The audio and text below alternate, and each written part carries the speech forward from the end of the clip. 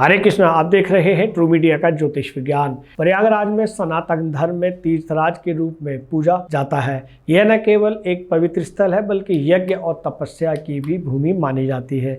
वैदिक पौराणिक कथाओं के अनुसार प्रयागराज में अनेक देवी देवताओं और ऋषि मुनियों ने यज्ञ और तप किए हैं। इसमें से एक प्रमुख नाम है महर्षि दुर्वासा का। वे ऋषि अत्रि और माता अनसुईया के पुत्र थे। पौराणिक कथाओं में महर्षि दुर्वासा को उनके क्रोध और श्राप के लिए जाना जाता था। एक प्रसिद्ध कथा के अनुसार उनके श्राप के कारण ही देवता शक्तिहीन हो गए थे।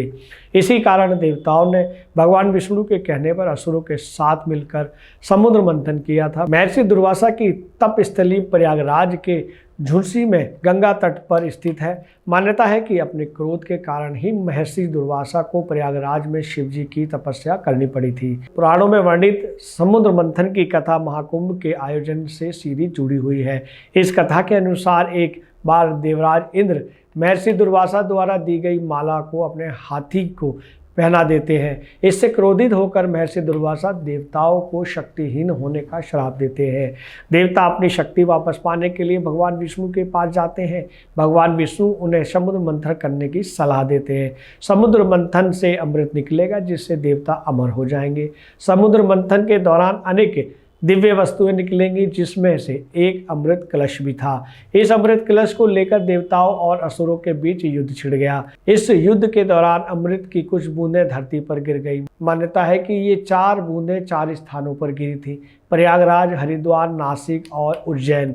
इन्हीं स्थानों पर अमृत की बूंदें गिरने के कारण इन स्थानों को पवित्र माना जाता है और यहीं पर महाकुंभ का आयोजन किया जाता है। ऐसा माना जाता है कि इन स्थानों पर स्नान करने से व्यक्ति को मोक्ष प्राप्त होता है और उसके सारे पाप धुल जाते हैं।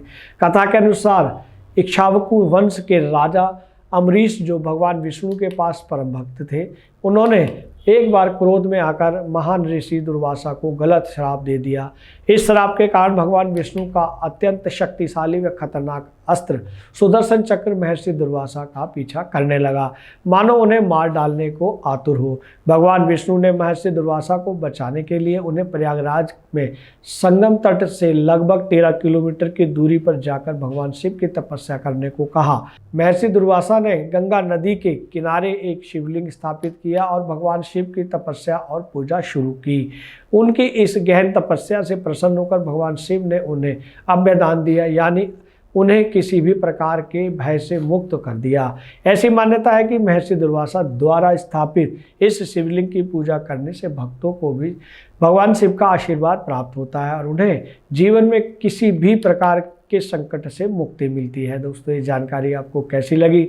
हमें आपके भावपूर्ण कमेंट्स की आवश्यकता है और अधिक जानकारी चाहते हैं तो आप इस वीडियो को लाइक करें और शेयर करें और जिन साथियों ने इस चैनल को सब्सक्राइब नहीं किया है वो सब्सक्राइब अवश्य कर लें ताकि आपको नई नई जानकारियां मिलती रहे।